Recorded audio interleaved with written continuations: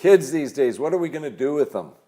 Our next guest on Biz One-on-One has built a business that is essentially a trade show for teenagers. Berman of TeenFest is here, and she's going to share with us the 3 things that teens want to know but are afraid to ask. Welcome. Thank you for having me. So glad to have you here. Trade shows for teenagers? Yeah, it seems to be a novel concept. So the purpose behind it is to bring all the different resources, businesses, community initiatives, courses, schools, activities, everything for the 12 to 18-year-old and their families all under one roof. So that's your business. Yes. And like all fabulous businesses, there's actually a very fascinating story behind your business. So I want to hear about the story. Why are you doing this? I am doing this because I moved to Victoria from Toronto 5 years ago, and my 2 older kids were turning to YouTube for absolutely everything. Everything from hairdos to nail art to gaming to science experiments. And I thought, well, where are the mentors? Where's the community? And so I did some research, and lo and behold, there was absolutely nothing for the youth out there. There was no place for the preteens and the teens to learn hands-on. So I decided to start a trade show for teens. So when you say they're addicted, well, this is my language, not yours. They're addicted to YouTube or addicted to Google. They're addicted to their screens. They are. They're plugged in all the time. How old are your kids? 16, 14, and 7. So tell me about your 7-year-old and their screen time and how they, how you deal with that. Screen time is very limited in the Berman household, but what's amazing to me is he will never know a world without technology. He grew up with an iPad in his hands when he was 2 years old. He could download stuff when he was 3 years old. My children actually had to help me with my iPhone, my first iPhone, because I couldn't download the apps. So just showing my age, but it's a different world out there these days, and they are turning to Google for everything. My daughter had a socials project, and she came to my room afterwards and she said to me, "How'd you survive without Google?" I said, "It was called the library." Do you remember going to the library and the reference books and footnoting and 12 books in front of you? So don't tell me that she then Googled library. She did. Oh my goodness. Yeah, I get it. What's an encyclopedia? Exactly. Yes, I know. I'll Google that and find out. Exactly. Yeah, so it's a whole new world, and it's fantastic. That's my view of it. It's wonderful. It's like my dad wished he had power steering when he was a kid, when he got his first car. It's like we're not going to stand in the way of technology, and there are some challenges with it. You know what? We're not going to stand in the way of technology. It's phenomenal. It's connecting these teens to teens in other countries and other cities, but we need them to be more physically active, more socially responsible. We need them to connect more with their communities instead of being plugged in all of the time. So I'm just trying to show them a balance. It's like adults, we have life-work balance. Well, the teens need to know there's screen time and activity balance. And that you can actually get face-to-face with someone. Exactly. And have a conversation. Exactly. Like we're doing here right now. Exactly. Beautiful. Exactly. So tell me about the business aspect of it. So you're an entrepreneur. Yes. And you saw a need in the marketplace. I did. What is that need? The need is for the youth to connect. We divide it into different sections: life and education, health and wellness, fashion and beauty, technology and gaming, and cool stuff. So the whole premise is to bring as many resources, whether it's mental health, drug and alcohol abuse, sexual health, bring as many activities, whether it's rowing, lacrosse, field hockey, swimming, it doesn't matter what it is.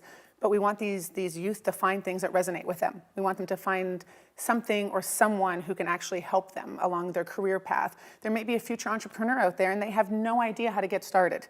They have no idea how to bring their idea to fruition and to the marketplace. Well, why not put them in touch with amazing business people? And there may be a youth out there who can sing. Well, why not put them in touch with somebody in the music industry? There may be somebody who's suffering with some mental health issues. Well, why not put them in touch with the proper resources? So that's all I'm trying to do. I'm trying to show the parents and the teens that there are people out there who care. So we're with Berman of TeenFest. So what is TeenFest? TeenFest is a teen trade show. And trade shows are, what's the business model around a trade show? Like you've turned this into a business. I have. Yeah, so the eventual result is it looks like a trade show, and only difference is it's a bunch of teens. Are the teens manning the booths as well, or is it just that you're trying to attract teens to the trade show? Some teens do man the booths. but we're trying to attract the teens to the trade show. And we basically rely on sponsors and exhibitors to help pay for the costs of the event, and that's the business model. Last year we completed 7 events, and this year we'll be doing 8 to 10 events, and we are extremely excited about that. And that's all across the country? We're going to be taking it across the country. So give me an idea of tell me the business aspect for you. So what's your own background? I have a degree in journalism and marketing, and I have worked for advertising agencies. I've had my own advertising agencies. I've done PR special events for Hotel Casino in Las Vegas. I've helped put on a country music festival. So basically events, they're in my blood. It's what I know, it's what I love. I love meeting new people. I love the energy when I open up the doors and I see the teens and their families come in. So it's exciting for me. So TeenFest, you're selling this to sponsors. So what is the appeal to the sponsors? Well, that's a great question. I'll tell you something. Teens these days are tuning out to traditional marketing and traditional media. So in the past, where national sponsors would buy lots of radio ads and TV commercials, the kids are PVRing everything and fast forwarding the commercials. When they're in the car and listening to the radio station, they're tuning into a different station when a commercial comes on. TeenFest gives them the opportunity to sample right then and there in the building in front of thousands of teenagers.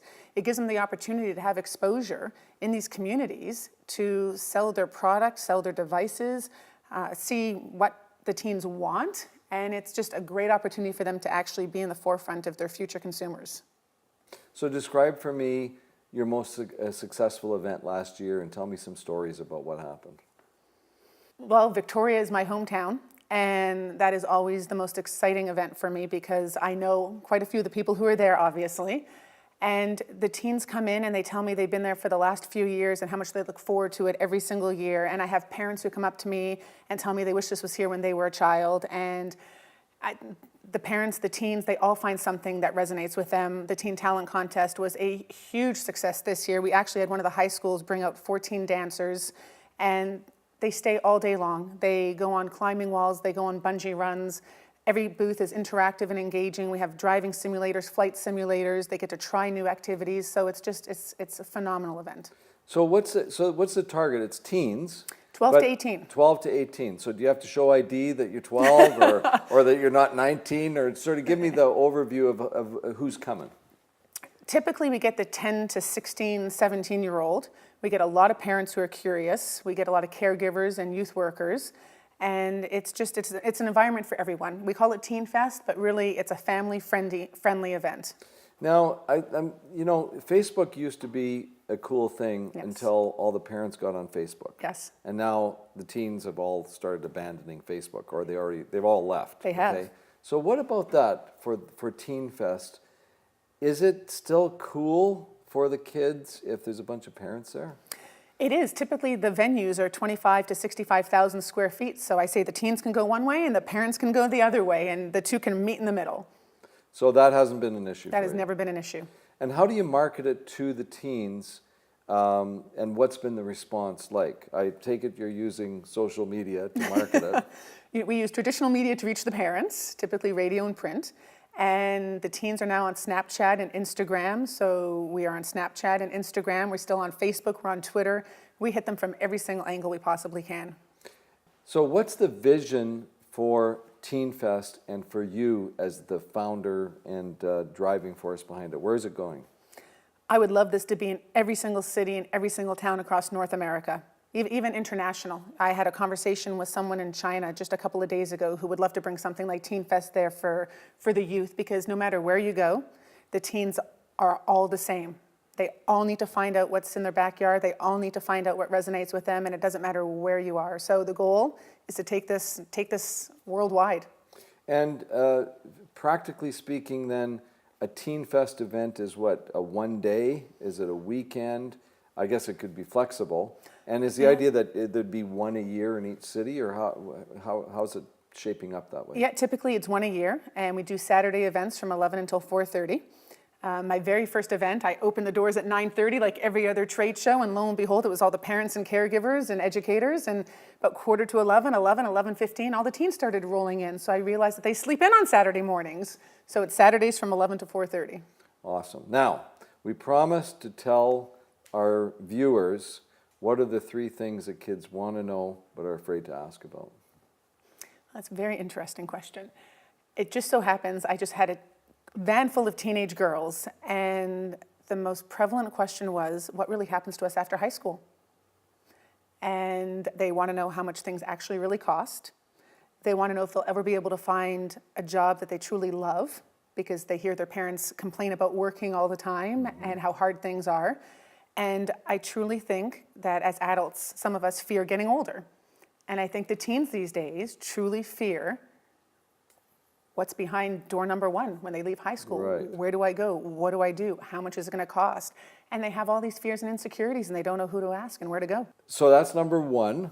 What about number 2 and 3? I think I put 2 and 3 all into number 1. I think I rolled them all together. I think basically the teens out there these days have a lot of questions about their future. So it all resonates with money and jobs and opportunities and possibilities. So they wonder about their future, and I guess that's something that binds them together with their parents and with their little brothers and sisters. Not so much Exactly. with their little brothers and sisters, but that's part of the being a teen, is that now you're starting to figure out where you're going in life. Exactly. So what is the one piece of advice that you would give?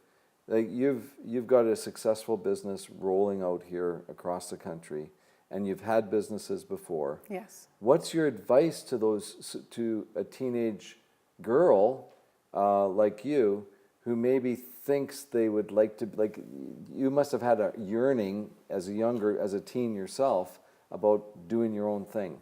What's your advice? Just do it. Make mistakes.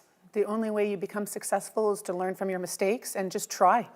You know, I tell my kids all the time, every path leads to a new path, and don't be scared to take that path that's been untraveled. Well, you are obviously fearlessly moving forward to create Thank something that I'm sure many, many parents are very grateful that you're stepping up to do this. And we hope you become super successful, and we hope to have you back on Biz One-on-One Thank to you. tell us about all the international expansion. I would Ali love Berman, that. thank you so much for being Thank on the you show. for having me. That was awesome.